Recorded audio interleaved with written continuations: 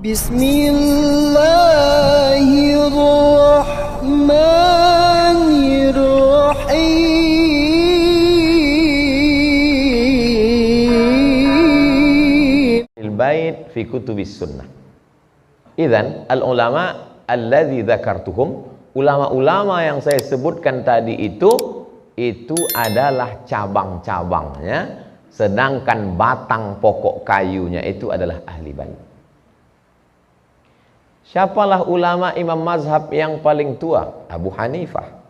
Dari mana Imam Abu Hanifah mengambil fikih? Di antara fikih yang dia ambil adalah dari Imam Ja'far Shadiq.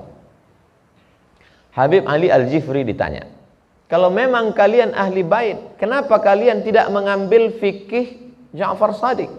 Kenapa kalian ambil fikih Syafi'i? Apa jawab Syekh Imam Habib Ali Al-Jifri? Bukan masalahnya pada Sayyidina Ja'far Shadiq. Yang jadi masalah adalah periwayat-periwayat dari Sayyidina Ja'far As-Shadiq sampai ke mereka sedang mau menembak. Kenapa tidak ambil dari Al-Kulaini dalam Al-Kafi? Kenapa tidak ambil dari Usulul Kafi? Kenapa tidak ambil dari Furu' Al-Kafi? Yang jadi masalah bukan pada Musa Al-Kazimnya, bukan masalah pada Ja'far Shadiqnya, tapi masalahnya adalah ruwat, perawi-perawi. Sedangkan dalam syarat perawi adalah al-adalah wad-dhabt. Di situ letak masalahnya. Maka kita mengambil riwayat yang diriwayatkan oleh ulama ahlus sunnah dalam Sahih Bukhari, dalam Sahih Muslim, dalam Sunan Nasa'i, dalam Sunan Tirmidzi, dalam Sunan Ibni Majah. Maka di sana ada riwayat-riwayat para ulama ahli bait. Tapi pada masa itu menulis riwayat ulama ahli bait tidak seperti masa sekarang.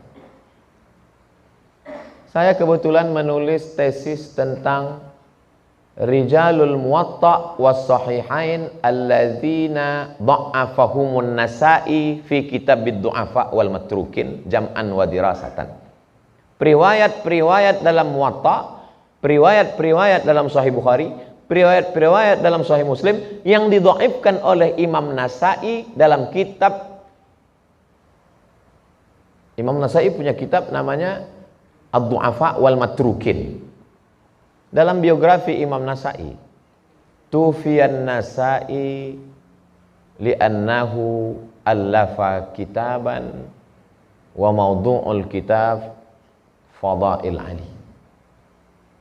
Duriba wa ramauhu bil ni'al. Iqra' tarjamatil Nasa'i. Li'annahum asarruhu ala an yaktubu aidan Fadail Muawiyah walam yujib.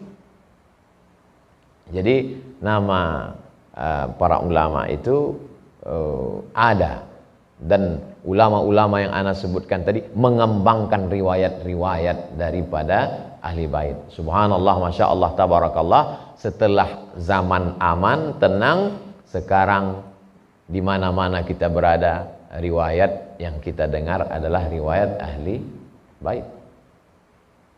Habib Syatiri, Habib Umar bin Hafiz, Habib Ali Al-Jifri, Sayyidi Muhammad Alawi bin Abbas Al-Hasani Al-Maliki.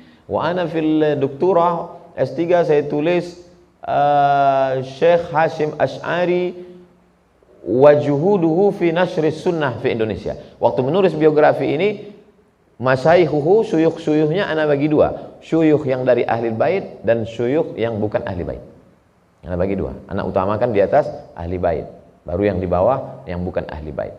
Sekarang alhamdulillah musnidud dunia, ahli sanad dunia, ahli bait. Siapa dia? Syekh Abdullah bin Siddiq Al-Ghumari. Khatimatul Huffaz. Pada zaman modern ini, penutup para hafiz, yang hafiz, alim, mutqin, hafal rawi, Ahmad bin Siddiq Al-Ghumari, abang kandung dari Abdullah bin Siddiq Al-Ghumari. Abdullah bin Siddiq Al-Ghumari punya abang Ahmad bin Siddiq Al-Ghumari punya adik Abdul Aziz bin Siddiq Al-Ghumari, Sadah Al-Ghumariyin min sulalati Ahlul Bait dari Sayyidina Hasan, Sayyidina Al-Husain. Jadi zaman-zaman sulit ini sudah berpindah, dan zaman sekarang Masya Allah, Tabarakallah. Dan Ahli Bait tidak hanya sebagai ulama, tapi juga sebagai umara. Kemarin ana baru dari ana kalau keliling melihat, ana usulkan ke yang punya kesempatan waktu, tuliskan Ahlul Bait yang ulama sekaligus umara. Di antaranya kalau di Kalimantan, Habib Abdurrahman Kesultanan Kalimantan Barat, Pontianak, Gadriyah, Habib Abdurrahman Al-Gadri, Habib sekaligus Sultan. Di Sumatera, di Riau, Habib sekaligus Sultan, Habib Utsman bin Syihab. Kemudian Habib Utsman Syahabuddin menikah dengan anak Sultan Kerajaan Siak, lalu anak cucunya Sultan terakhir Sultan Syarif Qasim. Itu juga yang terjadi pada Brunei Darussalam.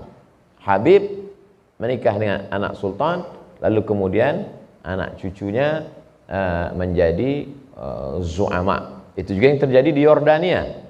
Yordania, Syarif Hussein, terjadi pergolakan di Saudi Arabia, terjadi revolusi, terusir dari Makkah karena Amir Najd datang, King Abdul Aziz. Akhirnya mereka mengasingkan diri, maka muncullah Al-Mamlakah Al-Urduniyah Al-Hashimiyah yang dikenal dengan Yordania.